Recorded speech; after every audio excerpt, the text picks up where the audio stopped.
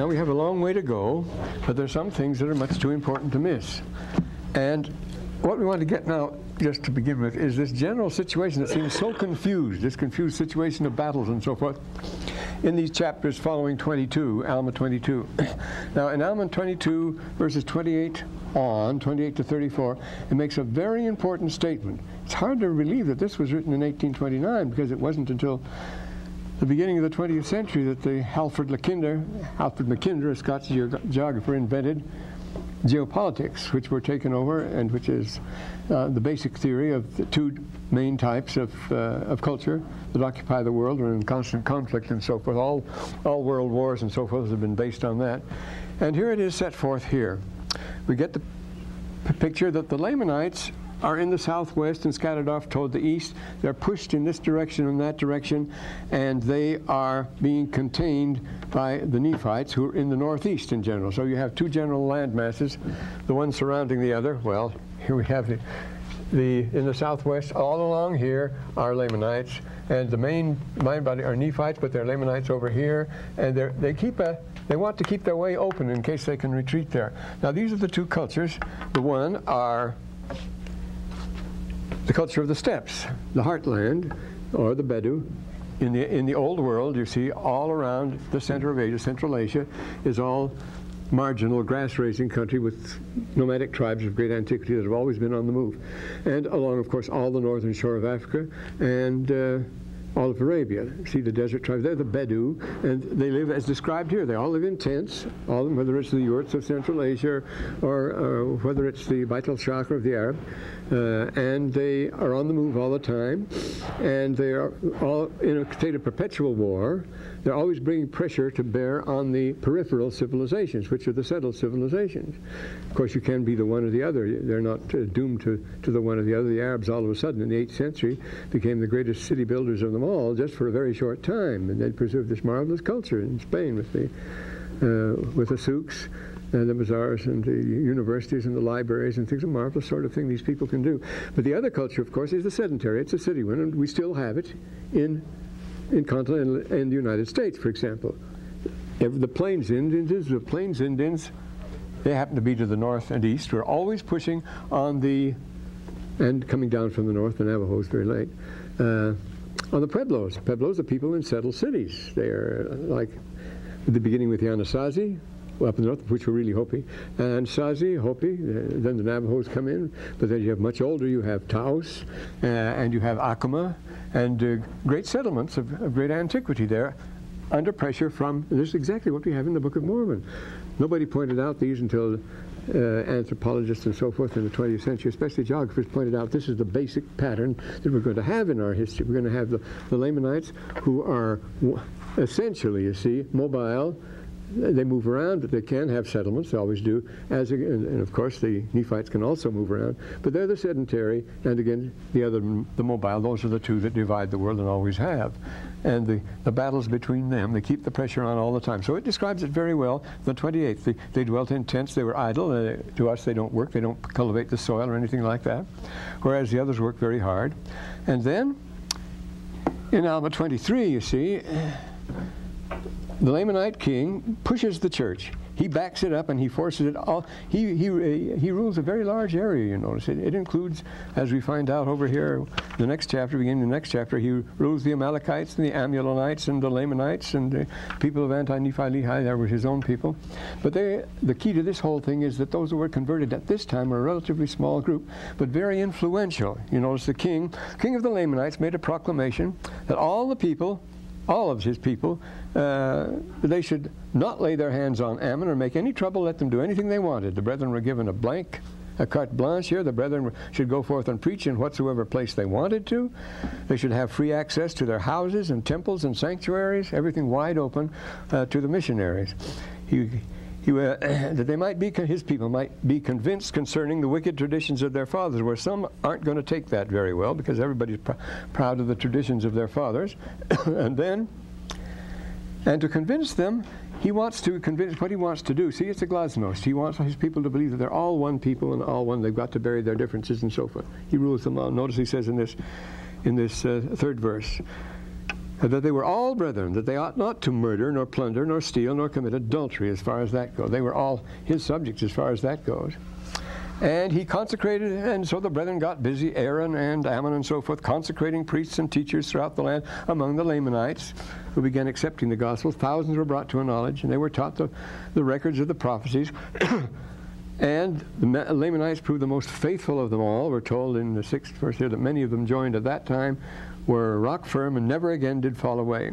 For they became a righteous people. They did lay down their weapons. This was before Ammon's people buried theirs, you see. They started doing this.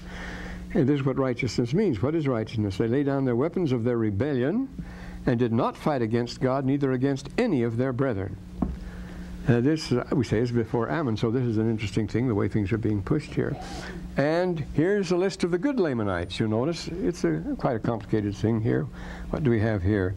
In the 23rd. They include the people of Middoni, and in the city of Nephi, and Lamanites of Shilom and Shemlem, and the city of Lemnum, and Shimdalom, and so forth. It sounds like the Hopi villages. Their names all sound alike, you know. Shemong, Bishapalavi, and so forth. They sound just like that. That they are laid down the weapons of their rebellion, yea, all their weapons of war, and they were all Lamanites. All this converted. So the tide has turned now. There's been a very important events that happened. So then what happens? Now the question arises, see, with the 16th verse, do we have a state within a state here? It looks awfully good for the church and so forth, but most of the people were out of it. They didn't like it at all, as we shall soon see. That came to pass that the king was desirous that they might have a name. Not only were they going to be a distinct people, they're going to have a name to set themselves off from the rest of the nation. Well, again, was that a tactful thing to do? Was that a wise thing? Well, they have to have the name anyway, as we read in the 115th section of the Doctrine and Covenants. The name of the church was a very important thing. You have to have a name to distinguish yourself. Nomen est omen. As the Latins say, that's how you, without a name, you can't be identified as far as that goes. And we know that in this age of computer, identification is everything. You see, you have to have a name to distinguish you from all other of the like. But would this be disruptive in the state? On the contrary, it was a removal of barriers. It wasn't a setting up of barriers by giving themselves a special name. Anti-Nephi-Lehi, an interesting name, incidentally, we get to that. But they were doing the very opposite, because this is what he says here. They began to be industrious people, and they did open a correspondence with everybody here. And cursed the God no more, and the curse of God did no more follow them, excuse me. He's going to tell us again, right across the page here, that what they did was to remove all the barriers. They opened trade to everybody. That's what we call glasnost today, I suppose. They were named anti-Nephi-Lehi. As you notice, you know what Nephi-Lehi means, a combination of Nehi and Nephi. And anti, of course, means combination, face-to-face, meeting. That you get Adam on the Amen. That's one of the richest prepositions we have. You see, this anti means so many things. We get it in the Book of Mormon, a good name, anti-omni and things like that. So we get names like anti. Well, of course, anti in the Book of Mormon, and you notice the Latin ante. That means standing in front of a person and facing him. And of course, that's the Greek anti. Anti. And Arabic inda. Anti, and Old English and, swearing. The word answer, for example, is and swearing, swear back at a person. Swearing, and Old English. And swearing, and this means face-to-face, back confrontation, whether it's in Old Norse or Old English, whether it's in Semitic and Arabic, or whether it's in Greek, whether it's in Latin, or whether it's in the Book of Mormon. It means a face-to-face meeting, a joining together with somebody. So we're going to find later on about an Antichrist. The Antichrist is a person who pretends to be Christ, who matches Christ, who pretends to take the place of Christ. It's not somebody who opposes Christ, but someone who pretends to be Christ. Well, we get that a little later when we get to Korihor. But first they gave themselves this name of anti-Nephi-Lehis, and they were called by his name and were no longer called Lamanites. So they're set apart, but I say still they began to be an industrious people, getting to work at last. And the Nephites, they did open a correspondence with them, and the curse of God did no more follow. And so we are told here, well then, yes, 23rd verse.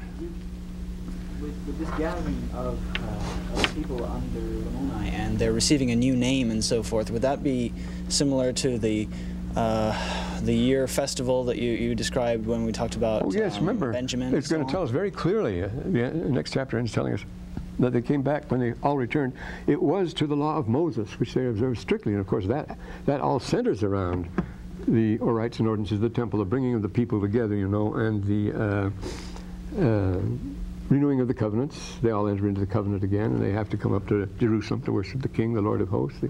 You read that in, say, in the end of Zechariah here. Yeah. Well, then what? Do we have a state within a state? Well, some people thought so. They didn't like it. See, now the next verse, chapter 24, we're going to be real trouble. This 24th chapter is one of the most significant in the Book of Mormon. We never quote it, of course. We like to talk about Captain Moroni and the 2000. We don't like to talk about these pacifist wimps here. And these are the best people in the Book of Mormon. They're doing what the Lord wants them to do. Well, but they didn't like it at all, you see. And they were stirred up, and when they formed this anti-Nephi-Lehi, that was just too much for them. And they were stirred up by the Amalekites and the Ammonites to get anybody that wasn't in the combination. And they began to rebel against their king. See, they open revolution. Now they take up arms against him. So they're rebelling, and they're forming a revolution. They're having a revolution against the king and the whole thing. And they're much more numerous than the other people, too. How are they going to handle that, especially since these people aren't inclined to fight back?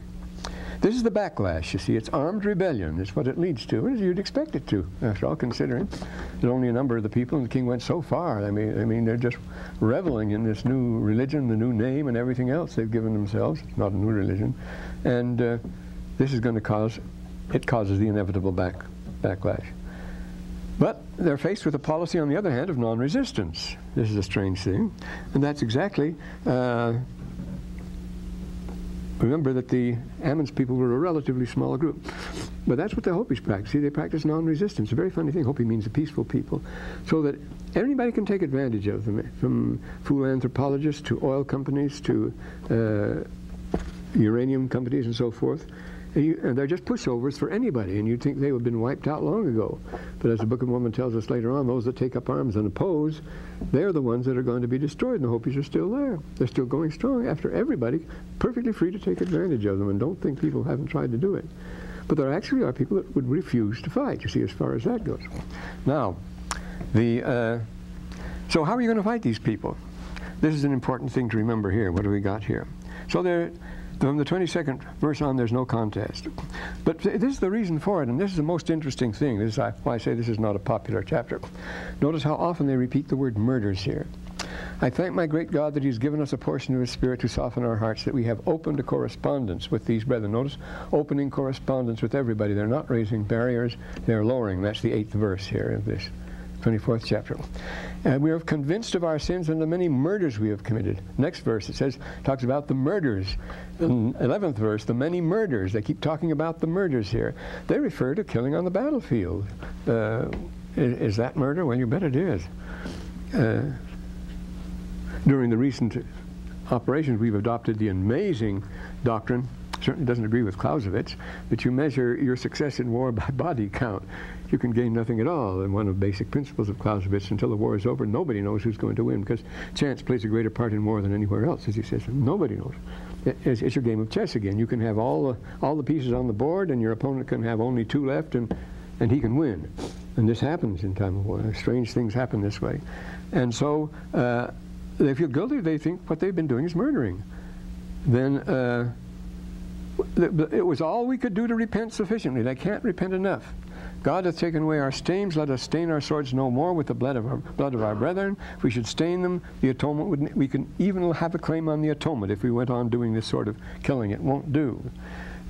He's made these are mostly Lamanites now talking, you see. He's made these things known unto us. He loveth our souls. They realize the enormity of what they've been doing, you see. He loveth our souls as well as He loveth our children. Therefore His mercy, He doth visit us by His angels. That's what it takes to turn them around, you see. So the stains taken away from our swords, let us hide them up as a testimony to God. As a testimony to God. It's interesting, a slogan you often found in Korea, and they tell me in Korea and Vietnam, kill a gook for God, you see. Now the gooks have come over here and shown us that they're not gooks at all. They're not smarter than we are as students. Most of them are. We've got a lot of them.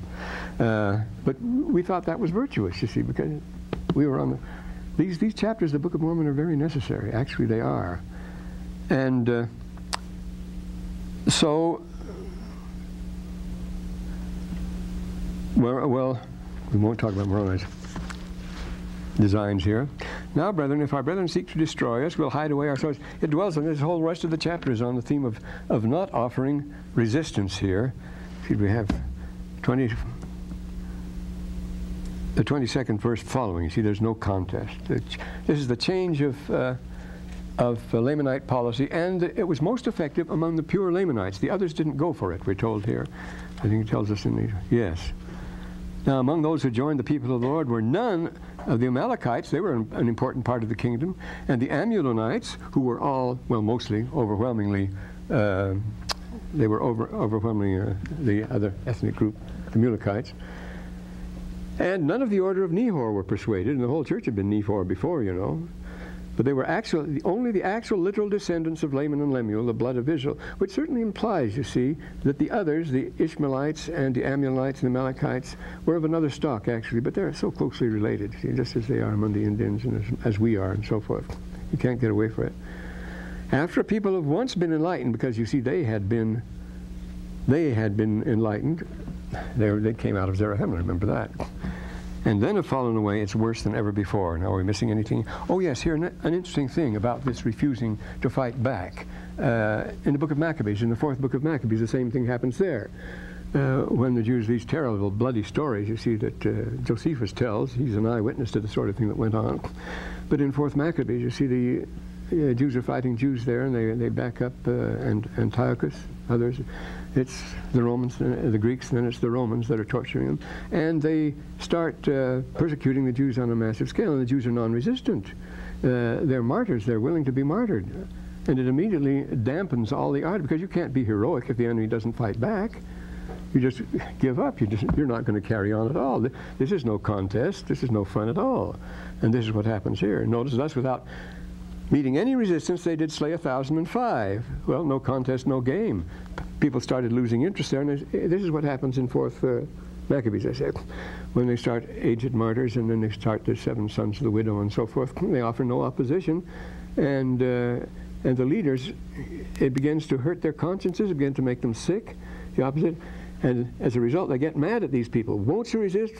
Damn it, why don't you fight? And see, they get mad enough to slaughter them. In other words, it's a paradox here. Because they didn't want to slaughter them, they forced them to do it. Why do you force us to do this dirty thing? This happens another thing in the beginning of the next chapter. Those Lamanites were angry because they had slain their brethren. And it depends on who they is there. But we'll say, and the Lamanites, they stopped fighting then because the others weren't putting up a fight. That's no one. On various occasions, war tribes have dropped their philosophy, have dropped their ferocity and so forth. They can change very quickly. It's a characteristic of the Indians from being enemies to being friends, and the other way around. So the Lamanites stopped killing them then, and many whose hearts had swollen for them with their brethren who had fallen under the sword, for they repented of the things which they had done here. And as I say, it takes all the heroics and passion out of it. Clausewitz says there is no hatred in war at all, because you don't know any of the enemy to hate them and so forth. It has to be artificially induced, and that's why you have this. It's used very skillfully in the Book of Mormon by Amalickiah, when he sets up towers and has regular speakers going around. You have to whip up this hatred. You have to make an issue, and you have to grind things, as Clausewitz tells us, and you have to build it up. It's artificially produced. But this is this. Why would they stop fighting so readily? For a very good reason. These were their own people they were fighting. They weren't fighting a traditional enemy.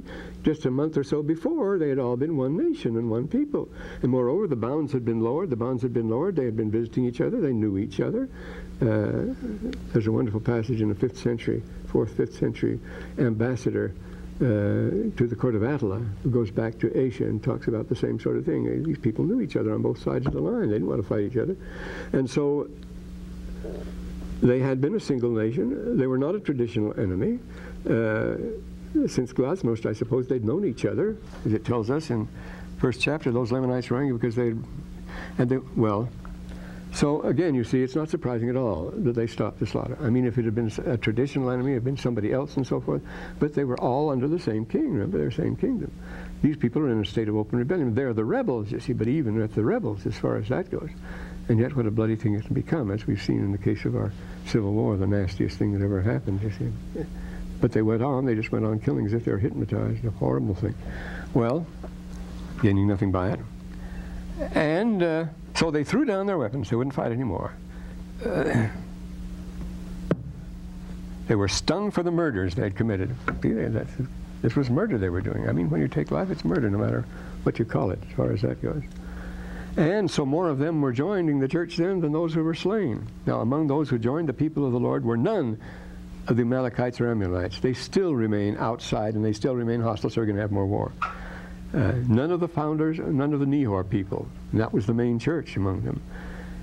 Only, it says, only the actual descendants of Laman and Lemuel. They were converted and so forth. And then after the people went to we said that before. Now the Lamanites were angry because they'd slain their brethren. Now this 25th chapter, that may be puzzling because it gets mixed up here. The Lamanites transferred the action to Ammonihah now. That was Ishmael's group, you see.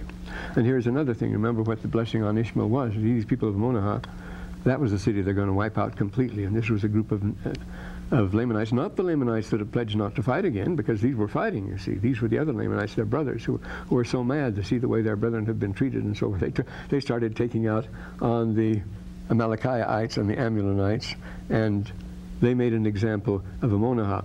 But Ishmael, remember what the blessing on Ishmael was when Abraham gave his blessing to Isaac and Ishmael, his two sons, was that his hand should be against all men, and all men's hands should be against him. And of course, that's the Gaza, that's the raid. You're fighting everybody. They're always, the wars are a perpetual state of tribal war among them. You make agreements in tribes, and then somebody breaks it, somebody kills somebody, and there must be vengeance. You're required vengeance. This is honor requires it. You must, so you revenge him, so they have to revenge the one you killed, and this goes on, and away you go. And this back and forth. Later on, the Book of Mormon lays immense importance on not avenging anything, because once you start that, there is no end, as you see in Ireland, as you see in Lebanon, you see in the Philippines, and so forth, when you have factions that have to get even with each other, because you have to, and each one has a legitimate offense. They've both been wronged and so forth. So the Lamanites are angry, and they took it out. They went over to Zarahemnah and fell on the people of the land of Zarahemnah. And the people who were in the land of Ammonihah, see, the lands were divided up into lesser sections, and this was Ammonihah, and they wiped them out. And after that, this led to a general fighting all along the front here. What we find here is the Nephites versus the Lamanites, and the fighting goes on. Ammon, in the 4th verse, Ammon takes a beating here. Remember, Ammon, they were Amalekites. Ammon was the leader of the priests who were led out by Noah, Noah being the son of Zenoth, Zenoth being a direct descendant of Zarahemnah, Zarahemnah being a Amalekite. So this is another stock you see here.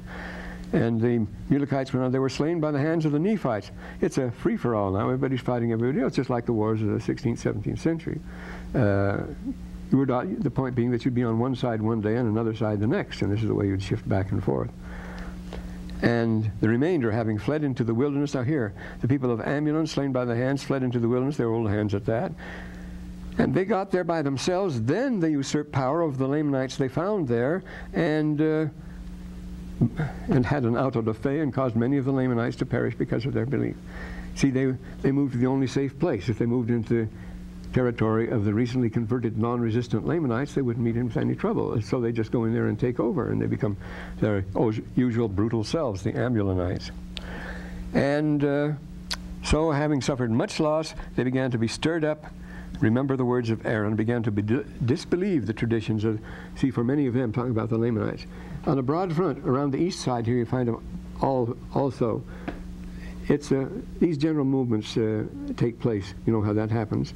After Ammon takes a beating, he moves into Lamanite country, and he oppresses the Lamanite non-resistors who'd been converted by this general pacifistic trend. And see, these general movements have their trends. There are times when, in this country, when we feel very warlike, very proud, the pride is back and all this sort of thing. And then there are other times when we're much more critical of ourselves and so forth, much inclined to be sober. And so it goes back and forth. The pendulum swings, as you know. And the Lamanites in general react against the arrogant Ammonites who had moved over them, because the way they treated the non-resistant, the gentle Lamanites. Now, the other Lamanites got mad at the Ammonites and lit into them. And so we find a perennial feud going on here, a terrible mess. And to this day, and many of their brethren would be stirred up to anger. There began to be contention in the wilderness. The Lamanites began to hunt the seed of Ammon, who've done so much mischief to their more faithful brethren, and hunted them down. To this very day, they're still hunting them down there. So it goes on at the time this was written. Well, they saw there was going to be a no-win situation. The Lamanites saw they could not overpower the Nephites in the 13th verse here, the 25th chapter. So the conversions are steadily increasing among them, and it says they follow and accept the law of Moses. That's what they were doing. Many of them came over to dwell in the land of Ishmael, in the land of Nephi, and joined. This is a very mobile period. Joined themselves to the people of God, and they were the people of anti-Nephi-Lehi. They did also bury their weapons, according to their brethren, became a righteous people. And they did keep the law of Moses, look forward to the coming of Christ. The law of Moses was the type, outward performances, but they had to perform them to keep them in mind, keep them informed, preparing, relying upon the spirit of prophecy that the Messiah would come. Now we come to this wonderful speech of Ammon's mission report here. It's a very good one here. And it's a most singular document. Look at Mormon is so full of things like this one here. Ammon to his brethren. Now remember, this was the same Ammon who wiped out the forces, who was more than a match for the people at the waters of Sebus. He was a one-man platoon. He could wipe out anything he wanted. He was the most ferocious fighter, the most effective fighter in the Book of Mormon. And yet, see what kind of a mission he goes on here. The words of Ammon, he says, "Brethren, I will answer for you, for our brethren the Lamanites were in darkness, and to them have been a marvelous light," he says. "Behold, the field was ripe." This is what happened, miraculous turn. One key figure in all this change, all this going on, the whole movement comes back to this one man, Ammon. So it's very important that he gives a report on his behavior and his motivation and how he was able to do it and so forth. It's very interesting how one person will start a movement. It will be very well like Martin Luther, for example. Make the first move and everything starts rolling like that, and that's what happened here. "For our brethren the Lamanites were in darkness, the marvelous light of God. Behold, the field was ripe, and blessed are you." It was just time to do it. They thrust in the sickles and did reap. "And they shall be gathered together in the place that the storm cannot penetrate to them." We had not come up out of the land of Zahemla. These our dear beloved brethren who have so dearly beloved us would still have been racked with hatred against us. Now this is, how can you break down the barrier of hatred? This is the big problem, you see. How can we do it? Well, certainly not by making a virtue of hatred and cultivating your traditional hatred, as they do in certain countries, of course. His brother Aaron rebuked him. He says, "Ammon, I fear that you're boasting. Are you responsible for the whole thing, racked for hatred?" And said, "Did you turn the tide?" And Ammon said, "Oh, no. My joy is full." Notice he says here, he knows he is nothing. "I know that I am nothing." You see, this read, and then as a result of that, he says his joy is full. Because knowing you are nothing, as Mosiah tells us in Mosiah 4:11, do this and you'll always be happy, he says. You always feel to rejoice, because that removes the great burden of ego, so we can turn our attention away from this image of invidiousness and conspicuous consumption and competitiveness, which frees you to deal with and enjoy reality, because all that other stuff is phony, you see. To say, what is my rank, what is my position, how do I look, and so forth. That has nothing to do with it. That's ridiculous. But when you free yourself from all that and realize that you're nothing, then he says you can afford the luxury of being happy, which is very nice. The pains of hell, and then notice, as we're told, they went back to the law of Moses. So when he says sing the song of redeeming love, that was a very important part in the cult of Moses. When the people all came together, they would sing the song of redeeming love. And it was part of the ritual, an article coming out of that. "Sing the song of redeeming one, and because of the word of his power which is in us, therefore have we not great reason to rejoice." Yea, they were encircled about by everlasting darkness. It's true, it was everlasting darkness. We all are until we accept the gospel. What have you to look forward to here? Remember the most famous ode on the subject, Catullus' fifth ode on the subject? Amamus mea lesbiat vivemus. Let's make love and live, my lesbia. She says Catullus, "Rumoresque sanus aviriorum unius asifas estimamus." Let us take the criticism, the traditions, the strict moral laws and so forth of the seniorem of our strict elders, don't take them seriously. Consider them worth 1 penny, he says. Soles occident et redire possunt. The sun goes down and the sun comes up again. Nobis cum semel occidit brevis lux. But once our brief candle has gone out, un est perpetua nox dormi ende. Nothing remains but a perpetual night of eternal blackness. That's what you are. If you don't accept the gospel, if you don't believe that, what do you have to await but a night of eternal blackness? He said, we're surrounded, as Shakespeare says, remember, we are the stuff that dreams are made of, and our little life is surrounded with a sleep. We're asleep before we came, blackness, no memory, no nothing. Sleep after we get here. After we leave, no message. We're surrounded by darkness, complete blackness on all sides. So Catullus expresses it very beautifully. What's his solution? He says his wild sex is the only thing why they can get it. Da mihi milia basia, da inde kentum, and give me 1,000 kisses, then give me 100 more, and we'll really get at it. And this is the only answer, because it's a desperate situation, you see. Nobis semel cum occidit brevis lis. Once our breech flight has gone down, una est perpetua nox dormienda. It's just one night perpetual sleep. And so this is literally true what he says. People do live in that condition if they don't have the gospel. When he says they were encircled about by everlasting darkness. Both sides of us, there's the darkness. See? Therefore, let us glory. We'll glory in the Lord, for our joy is full, because you've done away with that. I cannot say the smallest part which I feel. This is pure joy. You see, this is charity, what you call charity, which is cheer. Our word cheers is the same as charity. Cheer, charity, charis, gratia, Latin gratia, and so forth. It's no mental reservations, no gnawing discontent, no vaulting ambition. These are the seeds of tragedy, you see. If you have to have your success here in the world, and this is the only place you can get it, then you have the making of a tragedy. In the first place, because you're going to have to do some immoral things to get there. In the second place, because you're going to be disappointed. Every tragedy ends in death. Well, sooner or later it will. Remember the terrible fix that Oedipus finds himself in? Well, the chorus in the Oedipus Colonus, the second place, says, you think Oedipus has it bad? He says, but it's just the same punishment you're going to get. You're just going to be nothing after all. You're being punished. Oedipus, for his crime, is being punished no more than you're being punished, because we're all going to the same place, you see. But it turns out Oedipus does go into the next world. And he goes through the ordinances, he goes into the temple and so forth. And the last we hear of him is when the messenger reports, Theseus reports how he sees him go into the distance, and he says he wasn't allowed to go beyond the veil. If he'd gone beyond the veil, he would have seen much more things, but he thinks, oh, they're great things. So, Sophocles, of course, was a priest himself and a very devout man, as well as the greatest playwright who ever lived. And he has given us that picture as the hope to come hereafter. Well, here we have it going here. He says he can't feel the smallest part because he's liberated from all the things that make us afraid and make us do the things that always lead to tragedy.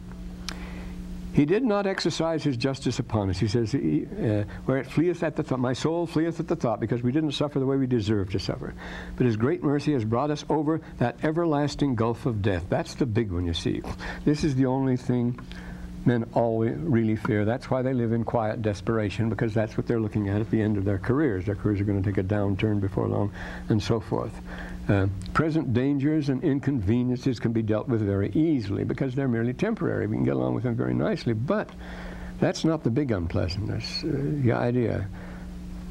Remember Eliot's immortal lines, T.S. Eliot's immortal lines. I have seen the immortal footman hold my coat and snicker, and in short, I was afraid. You see.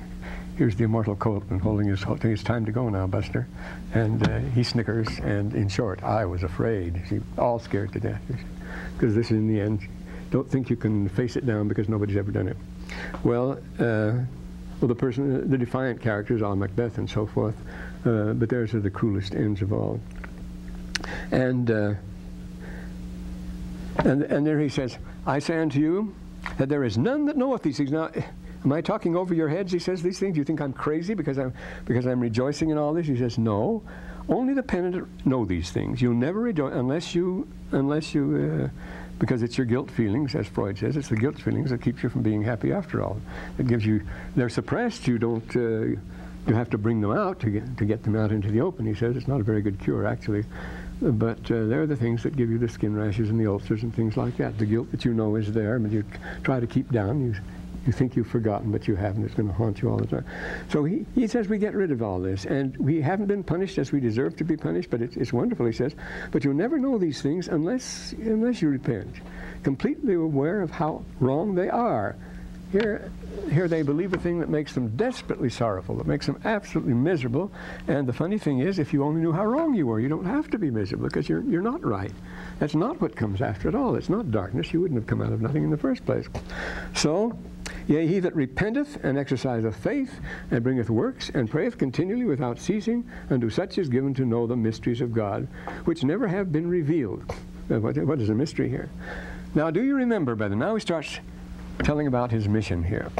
Do you remember he had a plan to going out and convert these people? We said to our brethren in the land of Zarahemla, 23rd, we'll go up to the land of Nephi to preach to our brethren the Lamanites. Well, they laughed their heads off. The funniest thing they ever heard of. They laughed us to scorn, he said. Convert those characters? This is what they said. For they said to us, do you suppose you can bring the Lamanites to a knowledge of the truth? Do you suppose that you can convince the Lamanites of the incorrectness of their traditions of their fathers, in which they firmly believe? As stiff-necked a people as they are, whose hearts delight in the shedding of blood, whose days have been spent in the grossest iniquity, whose ways have been the ways of the transgressor from the beginning. Now, my brethren, you remember this was their language. They're the worst.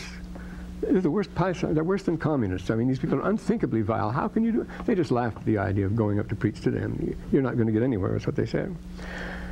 Moreover, there's only one way to deal with those people. We have to get them before they get us. That's the only thing to do. Let us take up arms against them, that we may destroy them and their iniquity out of the land, lest they overrun and destroy us. This is the unanswerable argument, you know, for war. This is it. That's what your gun is: kill or be killed. If you put yourself in that position, then you must do it. We must defend ourselves.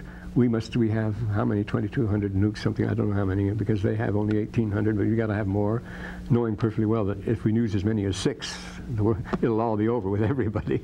And yet we've got hundreds, and we're accumulating thousands of them. Getting 8 new. We said we're getting 8 new warheads every day, isn't it? Now they've got a mass production going, and none of them could be used. Of course, the military absolutely hate them because they make a hash of any strategy or tactics. We can't do anything against that sort of weapon. Or if you can't control it. Marvelous chapter in Clausewitz on the uncertainty of war. You can't control anything. As soon as the war starts, and I've seen this lots of times, as soon as the battle starts, the general can do nothing but walk back and forth in his tent outside. He tries to get somebody on the wire. Nobody. All the connections are broken. Nobody knows what's going on anywhere. As soon as the shooting starts, everything it dissolves.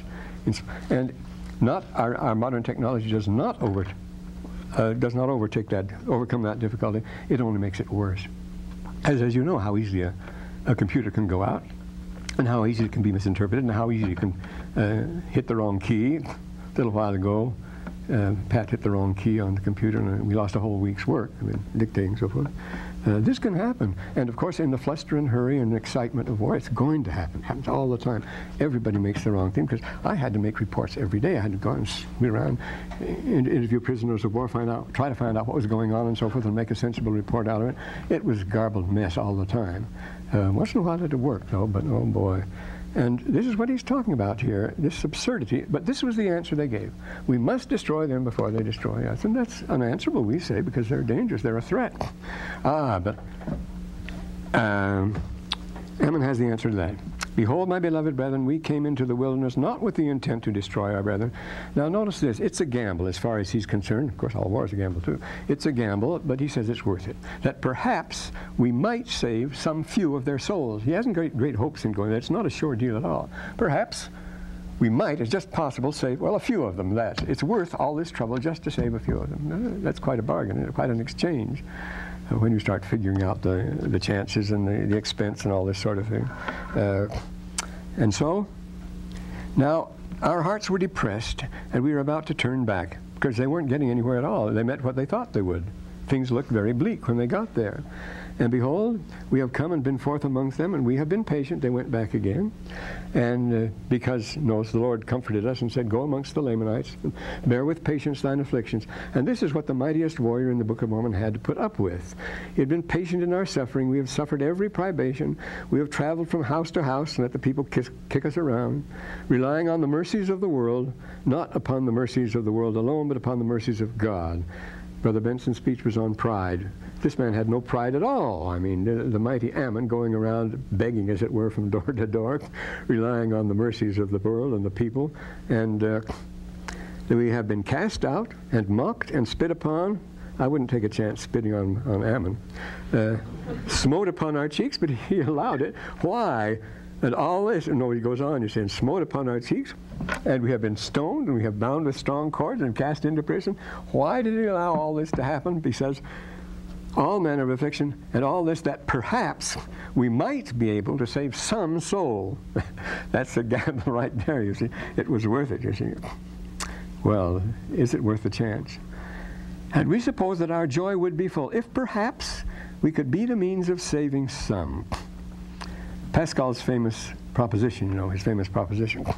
Is it worth practicing self-control and Christian virtues and so forth, just on the chance that there might be a hereafter, that you might live forever, you might have eternal life? It's not proven at all. It's just a chance. It's just a gamble. Is it worth making the trouble? Well, he says, of course it's worth making the trouble. If you win everything. And if you lose, you don't lose anything, because nobody's expecting anything anyway. You can't lose as far as he goes. So bet on it by all means, he says. Go that way, because when you win, you stand to win it all. If you go the other way, you know you'll lose, and you've already lost as far as that goes. So you have nothing to win.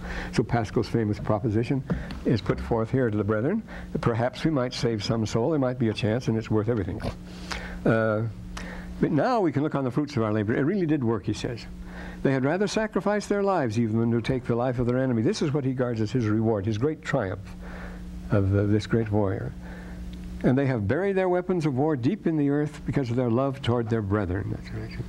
And so great a love, in all, have you seen so great a love in all the land? Behold, I say, not even among the Nephites will you find it. They would take up arms against their brethren, but behold, how many of these have laid down their lives because of their love and their hatred to sin, regarding that as the ultimate sin. See, they keep calling it murder, and they don't want to do that. Now, if this is boasting, he says, go ahead, I'll boast. I don't make no excuses, he says in the 36th verse here. They are a branch, we are a branch of the tree of Israel who's been lost from its body. Now, this is how they thought of themselves. They knew that they were isolated and so forth.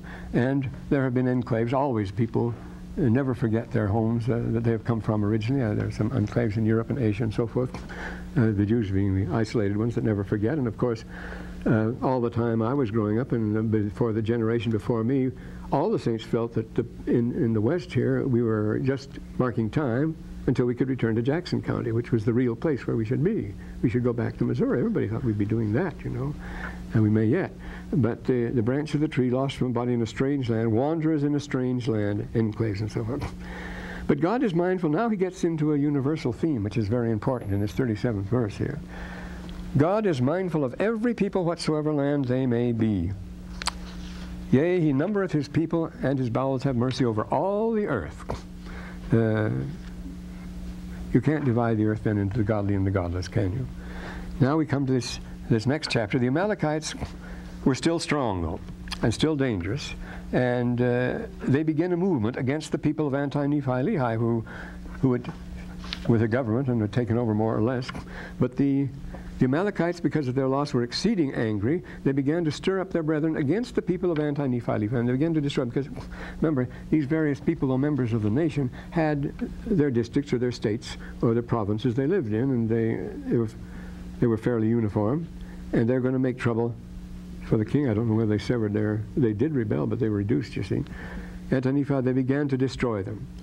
And the people still refused to take up arms. Well, and that was a pushover from them now, but now they were really mad about it, the Anti-Nephi-Lehi peoples. And then we're told here, when Ammon saw this great work of destruction, they were moved to compassion. They had to do something about it. And Ammon says, well, let's get the people together and clear out here and go to the land of Zarahemla. Now, this evacuation of villages is very common. I say, in the history of the Pueblos, Southwest Indians, whose villages are very ancient and stable. Nevertheless, again and again, they evacuate a village and move to another place because of hard feelings or because of war or because of dangers from something else. This constant movement between the villages and the tribes, and this he wants to suggest, well, we've had plenty of them in the Book of Mormon. We call that the Rechabite principle. See, Jonadab ben Rechab leads the people out away from the wicked world they're in, so they can be in the desert by themselves and worship the Lord as they please. Dead Sea Scrolls, that's what we have there. And that's what we have here. Let us go down to the land of Zarahemla. Let us flee out of the hands of our enemies. They got to do, since we won't fight them, we better run away from them. But the king said unto the Nephites, behold, we deserve what we're getting because of the many murders and sins we have committed against them. See, there you are again, war is murder. And we're willing to be their slaves, he said. Boy, he has it bad. Until we repair unto them the murders and sins we have committed against them. The 8th verse here. Notice, regardless of the fact that they were killing mutually and reciprocally in the battlefield, it was a murder against the enemy. But Ammon said to them, nope. Said unto him, it is against the law of our brethren there should be any slavery at all. So we can't be their slaves. Our only alternative is to submit to them, and then we'd be their slaves. But Ammon says it's against the law of Moses, that Israelites should be made slaves. They can't be, you see. So we can't do it. We've got to get out. So the voice of the Lord came to Ammon and said, get out. And the people get out of the land, and they perish not. There's another one of those migrations. Satan has great hold on the Amalekites. They do stir up the Lamanites to anger against their brethren to slay them. So they gathered the people together. Here's the 14th verse, the usual procedure, all their lands, all the people of the Lord to gather together, all the flocks and herds. He says, this is extravagant. Remember, this is 1828, 29, before the church was founded, but this is exactly what the Mormons did, wasn't it? They did it. They went from New York, they went to Ohio, they went to Ohio to Missouri, Missouri to Ohio to Missouri, Missouri to Jackson County to the Valley, always gathering everything they had and getting out. They had to take everything they with them and move, and that's what they did. Some of the wagons, trains crossing the plains must have been enormously impressive. When you'd see hundreds of wagons, not just a strain of 5 or 6, 10 wagons looks like something big in the movies. But when you get hundreds of them strung along, it must be a terrific thing. And that's what they had, some of the big companies. One company following another. So they went into the wilderness, which divided the land of Nephi from the land of Zarahemla and came over near the borders. But where are they going to settle? And it was all the good land was taken already. And they were relieved, fortunately, because as they were making the journey, Ammon was going to Zarahemla to ask for permission to do something. And he met Alma and the missionaries returning from their labors. There was a great rejoicing. The joy of Ammon was full, even to exhausting of his strength. Fell to earth, he was so overcome. This was a passionate person, this Ammon. But of course, this is proskinesis, this falling to the earth. I say this is another ancient custom that we don't have today. Salam, the knees bend over. When you fall on your knees and bend over, that's a common salute in certain countries to a person. And this is what happens. He fell to the earth again, which is what you do, you see, when you're overwhelmed in the presence of God or a great man like Alma or something like that. Behold their joy to exceed their strength in his passionation. Alma conducted his brethren back to the land of Zarahemla, even to his own house. Now, the brethren stayed at his house, but meantime they're going to make negotiations to see if they can't get these people of Ammon who wouldn't fight, and the anti-Nephi-Lehi people they were, get them settled somewhere, and they find a place for them to form a buffer state in the land Jershon. Some of you may have been to Jerash. Jerash has now become, just recently they've made it, I was there many years ago, they make it is on the border between Jordan and Syria. And it is a magnificently preserved city, a perfectly preserved Roman city. I mean, with all its splendorous public arts, the long, long main street, the shop fronts and so forth, and the pillars, and then the fountain here, and then a perfectly, beautifully preserved amphitheater and so forth. It was neglected completely. Nobody was out there. It was just in the desert. Now it's been made a Sonny Lumiere affair, you see, one of these where they put on a show and the tourists go out in buses and so forth and so on. But it's Jerash it's called, which is the same name, Jershon, the border town, see, Jerash, and they put them in a border country called Jershon, and it makes a buffer state. See, they don't have to fight, but they're a buffer, and they supply grain and other necessities to the Nephites, and the Nephites give them protection there. It's a good arrangement for both of them. They fix it up here very nicely. We will give up the land of Jershon for an inheritance, and we'll protect our brethren in the land of Jershon. You know, the Jews have had settlements out here in the West, too. Not if you ever heard of Clarion. You know, they settled back in the beginning of the 20th century. They were going to found a new Jerusalem at Clarion, a place called Clarion on the border between Utah and Nevada out there by Baker. And, of course, it disappeared completely. None of these things settled, but there were many attempts to settle like that by the Jews and others. Jung Stilling, some very famous cases, Quaker settlements, Massachusetts Bay, Pennsylvania. Jerash was one of that sort of thing, you see, for an inheritance. So they said, and we'll protect them there while they get supplies to us, give us supplies. And this because great fear came upon them because of the sore repentance which they had on account, here it is again, 23rd verse, on account of the many murders and their awful wickedness. Well, isn't all fair in war? That they may inherit the land of Jericho is going to be theirs. We will guard them, and they will give us a portion of their substance to assist us that we may maintain our armies. Well, that's a fair operation then. So they settled down and took to that. And they were these people that settled there were absolutely ideal. I guess something like the Amish that you find in Pennsylvania or the Duke of Wars. Perfectly honest and upright. They did look upon the shedding of blood with the greatest importance. It doesn't depend on whose blood either. They never did look upon death with any degree of terror for themselves as far as that goes. And so we get to the next chapter. Well, I've got to move along here. Let's see how much time we have for.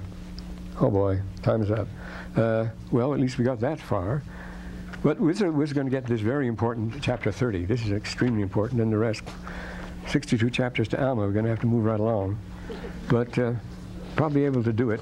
If it gets into sort of a uniformity here, in chapter 28, see the Lamanites keep up the pressure at a high price to themselves. There's a general conservation, lots of bloodshed, this 28th chapter. See, then we get a picture of confused war, you see. And let us be true to one another, for the world that seems to lie around us. Remember what we're living in today, Dover Beach. Matthew Arnold's great poem, for the world that seems to lie about us like a land of dreams, so beautiful, so various, so new, is really without life, nor joy, nor love, nor certitude, nor peace, nor help for pain. But we are here as in a darkling plain, swept by confused alarms of struggle and of flight, where ignorant armies clash by night. That's the situation of the world as it was before World War I when you wrote that. So it's still a situation where ignorant armies clash by night. And believe me, they're ignorant.